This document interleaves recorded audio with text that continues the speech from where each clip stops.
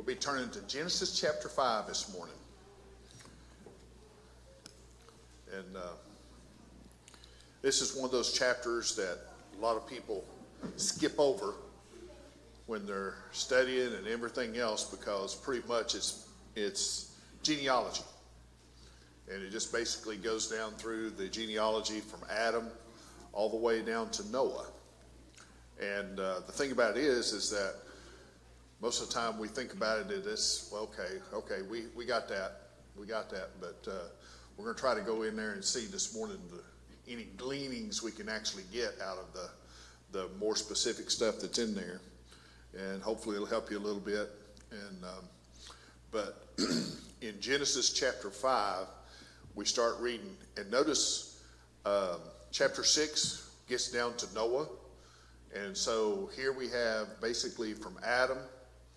You had in the Garden of Eden before they got cast out. That was the dispensation. When you're looking at dispensations, as a dispensation of innocence, because all they had to do was keep the garden and not eat of the tree of knowledge of good and evil. That was their requirements.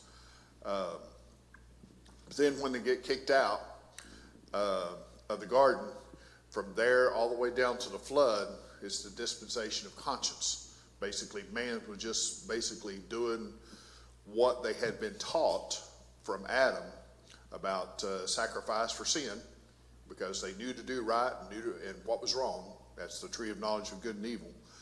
But and they had been taught how to make the sacrifices for sin. But then Cain basically wanted to do it his way rather than God's way, and that's when he rose up and killed Abel.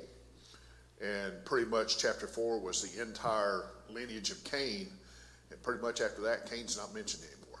I mean, it's mentioned a couple of times, but always in a negative sense.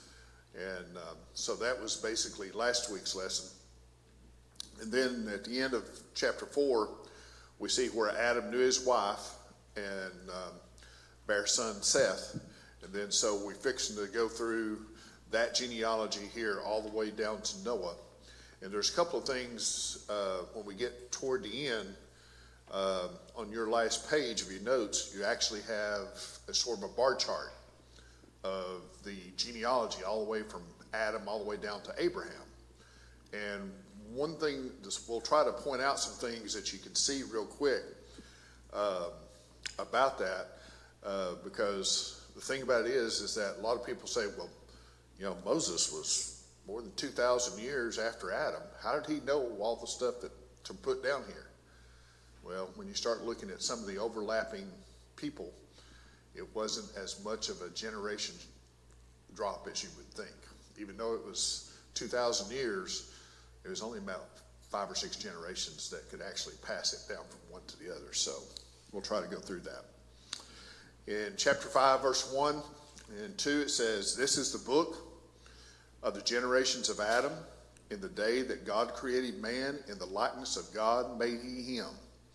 Male and female created he them, and blessed them, and called their name Adam in the day that they were created." Now, when you see all the different generations in the Bible, and there's plenty, you can see there in your notes, Genesis 6, 9, 10, 1, 11 and 10, and verse 27, and all the way down through there. There's plenty of areas where God puts the generations and the genealogy in the Bible. But there's only 2 places where he calls it the book of the generations. Here in Adam, and in Matthew chapter 1, where he's talking about the generations of Christ. Other than that, the book word is 2 words are not part of the generations. And when you see that, Adam is the first and Christ is the second. And so that's the importance part of that part in that genealogy. And Adam was made in his image, in God's image. But one of the things you're going to notice in verse 3, we'll get there in a second, but notice, "And Adam lived 130 years and begat a son in his own likeness." So from that point forward, it's not necessarily in the image of God, it's in the image of Adam. And of course, until Christ comes and we get born again, we're always going to be in that image of Adam from our spiritual standpoint. But once we get born again, we're in that other Adam, in Christ. But take a look at the contrast between these two. Adam, he was vanquished in the garden due to Satan's temptation.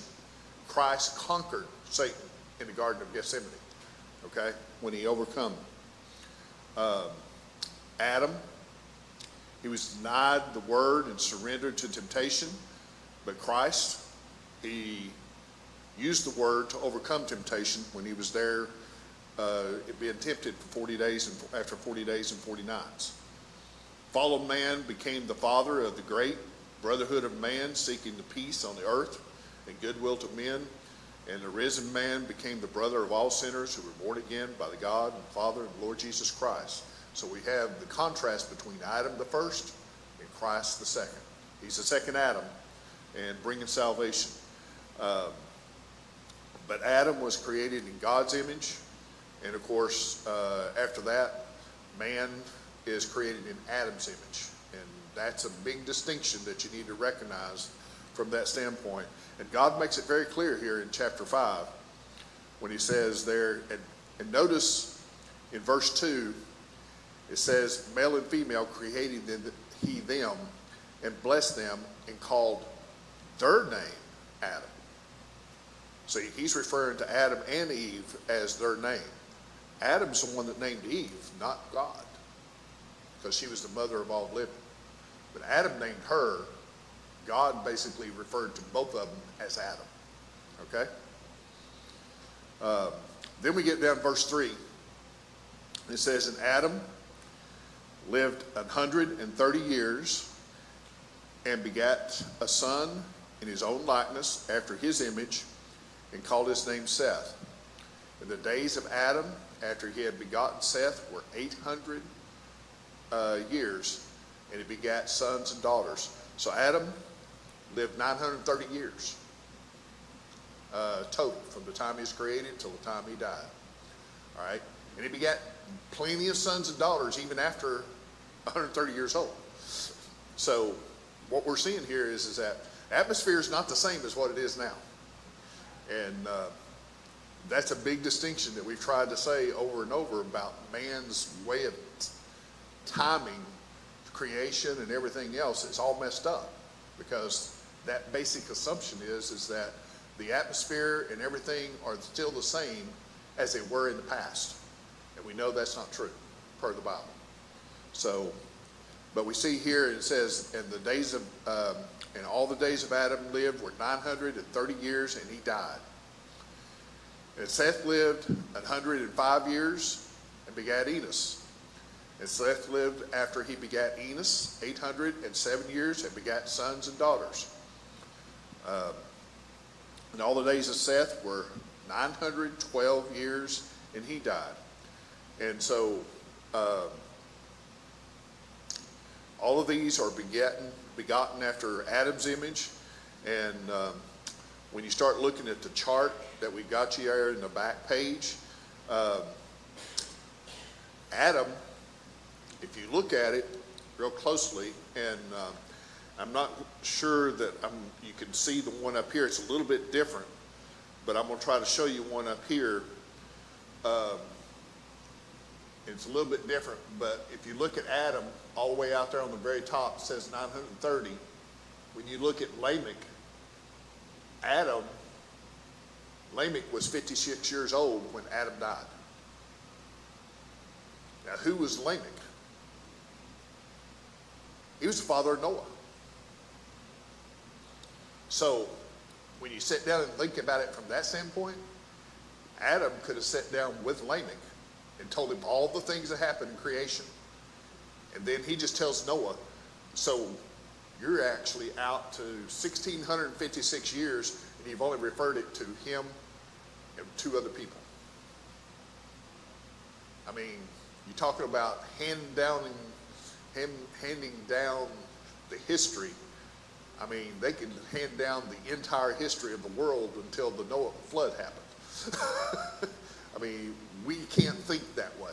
We can't imagine somebody 1,656 years only spanning 3 people. I mean, it's just beyond our imagination. But that's the kind of things that's going on here in this Old Testament prior to the flood occurring. And the thing about it is, and you start thinking about it, civilization, we don't know how advanced civilization was back then. I mean, it could have been fairly advanced. We don't really know. I mean, they was basically putting together the ark. It was no small task. But yet he had the tools, he had whatever he needed to get that done. It took him 120 years to build it, but he got it done, okay? And, or 100 years, I forget exactly the time frame. And and they all had the same language, because that language wasn't actually changed until the Tower of Babel, which was after the flood. So everybody could communicate with one with another and get all this stuff done and do whatever they needed to do. So we can see that the things that are going on here are pretty significant. But notice, and I'm just going to throw this out there, Genesis chapter 5 and verse 5. What was the significance about that particular verse? And all the days that Adam lived were 930 years, and he died. That's the first mention of anybody dying a natural death in the Bible, okay? So let's take a look at that a little bit further. Genesis 5, verse 5. So let's take a look at 5 and see whether or not that makes sense numerology-wise, that it's got something to do with death, all right? Take a look at it. Devil, how many letters? 5. How many letters in the word death? 5. All right. Benjamin receives 5 times the normal amount of land, of food and clothing as his brothers, since his mother dies at childbirth. So he got 5 times the amount, and his mother died when he was born. Christ has 5 wounds in his body and 5 pieces of garment to be distributed. David chose how many stones? 5. What was he going to do with them? He's going to kill Goliath and his 4 brothers. Okay? Acts 5 and 5. That's where the ones dropped dead when they said that they had brought in their tithes. And they didn't. All right? Romans 5, the death of Adam and Christ are expounded upon at length. Revelation 5, the Lamb appears as though he's slain. 5 emerods and 5 mice paid for the plagues which killed thousands. The 5th rib, if you look at it, that's mentioned 4 different times in the Bible specifically as the 5th rib in things that are occurring. So, when you start looking at all that, the brazen altar, which is where they actually brought the sacrifice and basically killed it, is 5 by 5. So a lot of people say number 5 sometimes means grace, but I think it probably is actually more numerology tied to death than it is grace from that standpoint. But that's just something to throw out. We know 7 is God's number of perfection. All right. We know 12 is the number of the Jews from that standpoint, but God does definitely work in numbers. And so we see that those things are there.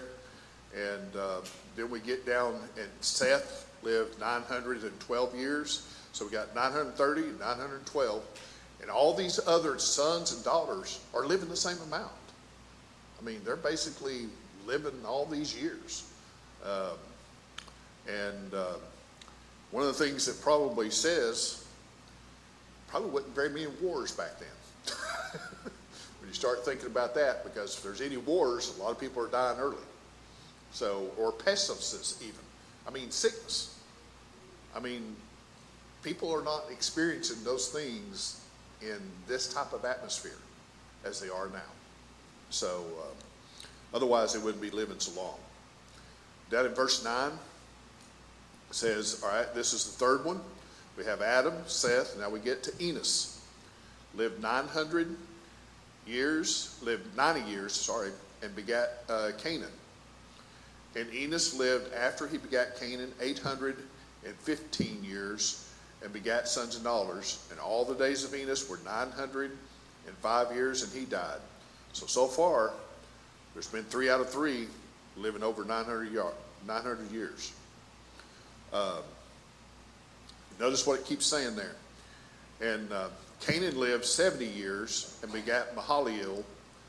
And Canaan lived after he begat Mahalalel 840 years and begat sons and daughters. And all the days of Canaan were 910 years, and he died. So these guys are living some long lives. And in the families and the lineage is mentioned, which basically shows that things are just continuing, and the sons and daughters are also having kids. They're not just sitting out there doing nothing. They're having kids and kids and kids. And the population of this earth at this point in time is expanding exponentially. It's not like it is today. Okay? We're at over 6 billion folks. If people were living like they did back then, this earth couldn't contain the folks. I mean, think about it, how they lived and they had children even in their hundreds years old and things of that sort. Today, I mean, we can't imagine how many people would actually be here. It'd probably be in the hundreds of billions. And so from that standpoint, God had to do something from that standpoint back when the flood happened. There's some notes up here if you want, Brother Joy, on the right here.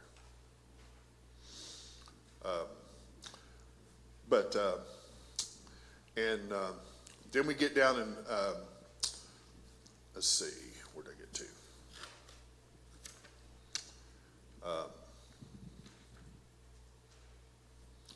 Verse 12 says, and Canaan lived 70 years and begat Mahalalel, and we go down to verse 15. And Mahalalel lived 65 years and begat Jared. And Mahalalel lived after he begat Jared 830 years, and begat sons and daughters. And all the days of Mahalalel were 895 years, and he died. The other thing to notice is that everybody is dying. That's for sure. Then in verse 18, and Jared lived 162 years, and he begat Enoch.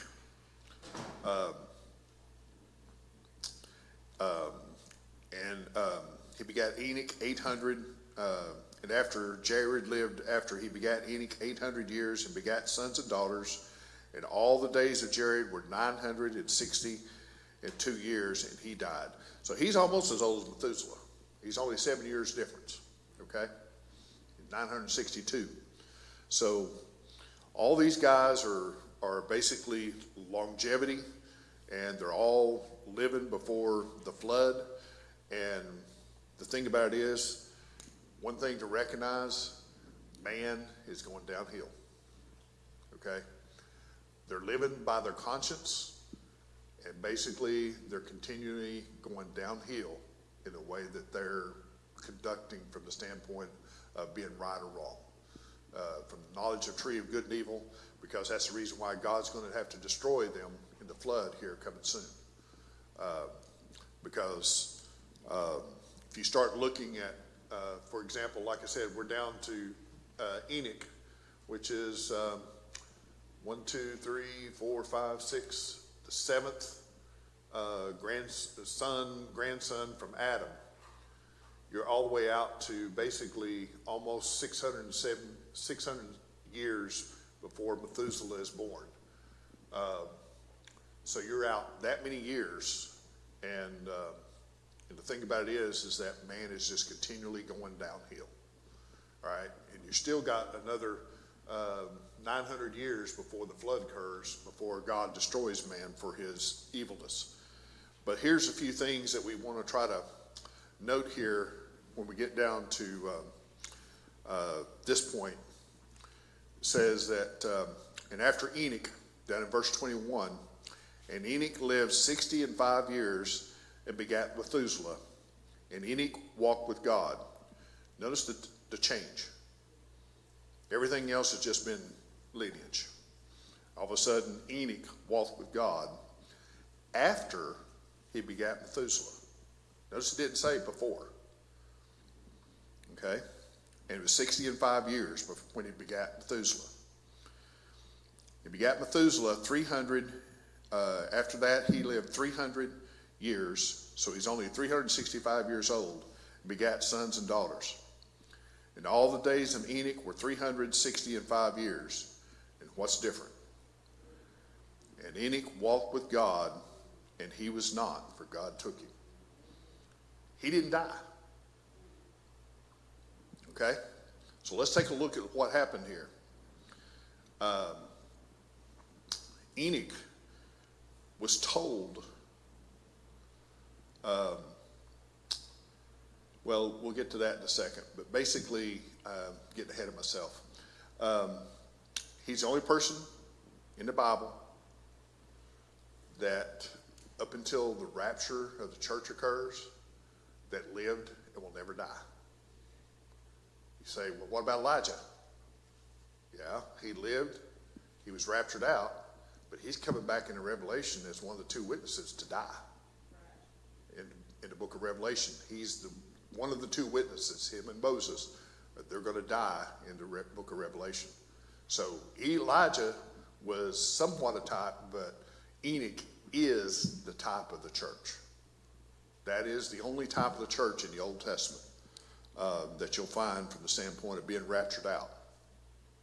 And in Hebrews 11:5 it says, by faith Enoch was translated that he should not see death, and was not found because God had translated him. For before his translation he had this testimony that he pleased God. Man, wouldn't that be something for God just to have that type of wording for you, that you pleased him? Notice in Jude 14, and Enoch also, the 7th from Adam. Notice this. Adam, just the 7th from Adam, he prophesied. What did he prophesy? That behold, the Lord cometh with 10,000s of his saints.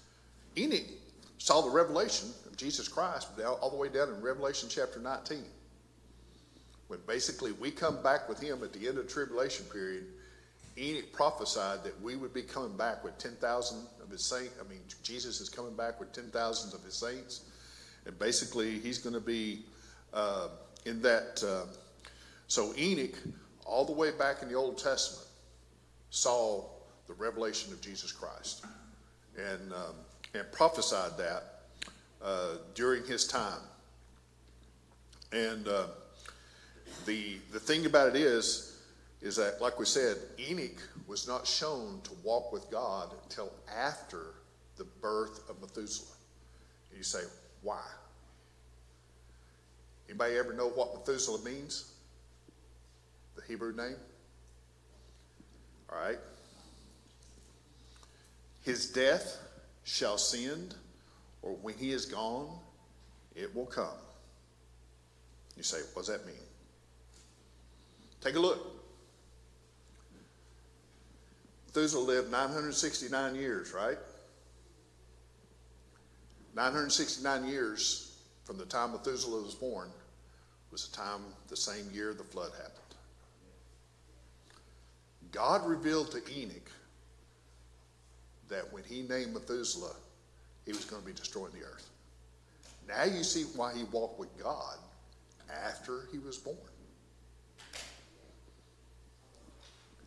You see all that fitting in now? And that's all, that's just that little genealogy piece, all right? And, you know, you see that, Methuselah 969, and he did die the year of the flood. And the thing about it is that my guess is that he didn't die in the flood. He died the year of the flood. But, and so God knew at this point, at only somewhere around 687 years from the creation of Adam until the birth of Methuselah, that he was going to have to destroy the earth. So that was the prophecy given in actually Methuselah's name, if you study it out some. And the thing about it is, what you find there on your notes on page 55 about that, that's from Wikipedia. It's not from some good, expositor of scripture or whatever. That's from Wikipedia, that they even recognize that. Okay? So it's one of those things is that his death, it will come, and when the judgment shall be sent. So that's exactly what's going to what happened during that time frame. And the thing about it is that one of these years in the long past, I took this chapter and I basically wrote down the genealogy, the years and everything, just like it shows there. And I had the flood happening in 1656. And that's what you'll find on just about every one of these charts. So it's not rocket science to go through and figure out when the flood happened. It's purely just simple math. You just add each one up and it's there. Now down in verse 25 says, and Methuselah lived 187 years, begat Lamech. Like I said, Lamech is Noah's father. Lamech was born before Adam died. Matter of fact, Adam lived 56 years after Lamech was born, if you look at the chart. Or somewhere in that neighborhood. 56 years, you'll see down on the bottom. And your chart's a little bit different because it would fit on one page where this one would fit on one page if you look at your last page. But you'll still see that Lamech was 56 years old when Adam died. And so we have that type of arrangement. And if you take a look, here, and we'll look at your chart here in a minute, but that is all it takes for Adam to pass down the entire creation. He can pass it down to Lamech. And then Lamech passes it down to Noah. And so you only have 2 pass downs of all the creation and the history of that captured. Okay? And I'm sure they had writings then. I mean, like I said, the communication, there was still just one language. And I guarantee you, with one language and the advancement of man during this time frame that we don't really know. I mean, we saw where Cain, when his descendants were good with iron and things of that sort on metalworking. Guarantee you, they had some advancement that probably was a lot more advanced than what we ever think it would have been back at that time. So otherwise, they wouldn't have been able to build the ark like they did.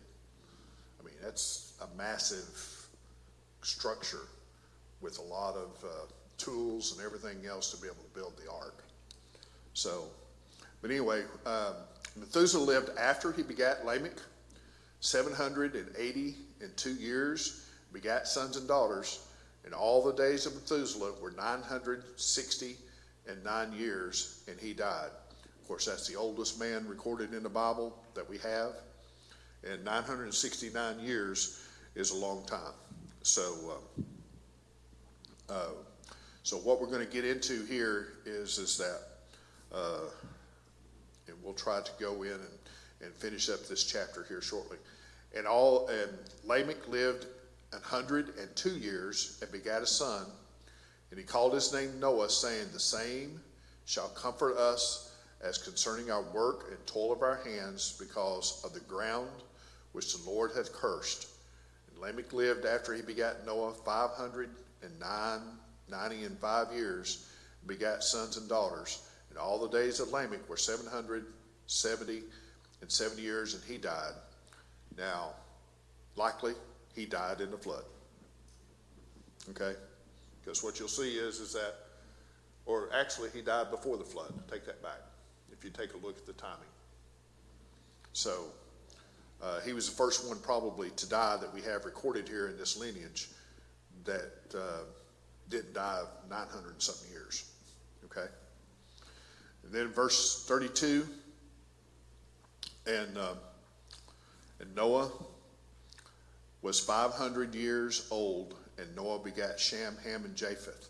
Now remember what we had over in Adam when he conceived with Eve, and he had Cain and then Abel, and basically they were twins because she didn't conceive again until afterwards.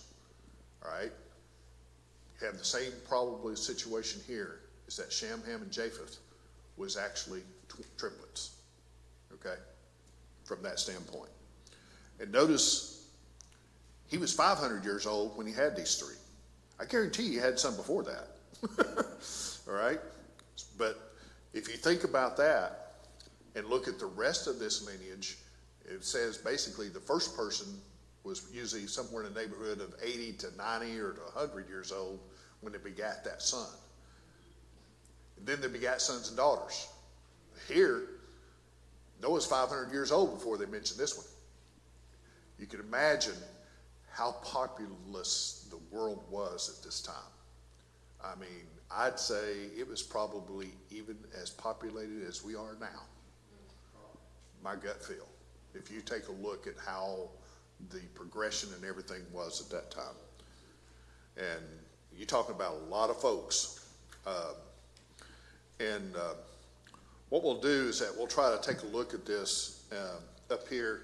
And like I said, this is not the one you have, but I think you can follow along with the one you got in your notes. We'll just sort of go through it for the most part. But Adam is 930 years old, and notice he goes all the way down, and he's actually there when Enoch is, he don't live until Enoch is taken, but not too long before that, he passes away. And then you go all the way down to Lamech, and if you look at the chart up here, he's 56 years old when Lamech, Lamech is 56 years old is when Adam passes away. And when you do that, like I said, all that generation, you look at them, you look at the bar charts that you got there, each one is almost just stair-stepped in when they died, how long they lived, and when they was born, until you get down to Enoch. And like we said about Enoch, Methuselah, he was told Methuselah's name to name him, because when he shall come, so shall the end. And Methuselah was 969 years old, and the flood actually occurred in 1656, and we'll go through that on the next chapter on the details of that. But when you look at the generations there, and then look down in Noah, Noah lived all the way even after the flood until the year 2006, okay? Notice where 2006 comes down to. He was still alive when Terah was, Terah, which is Abraham's father, okay? So you have Adam to Lamech, to Noah, to Terah, and then to Abraham. That's not a lot of generations. But when you sit back and think, 2,000 years, you think it's going to be, 30 generations, but it's not. And what you see there also is that there's definitely a change that occurs after the flood because people start living a lot shorter lives, okay? And that's the thing that we're going to try to get into next week, a little bit about the flood and its impacts on the earth over the next few chapters. Lord willing, we'll try to go through some of the things that has happened in that area. So, but Genesis chapter 5 is generations. Did you realize there's that much information in genealogy?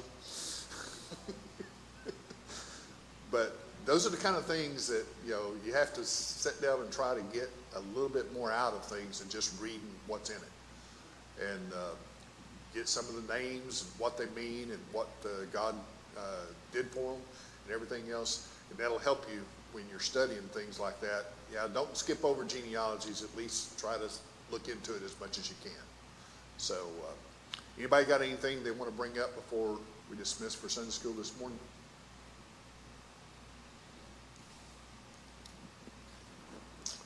Brother Wayne, would you dismiss us in a word of prayer?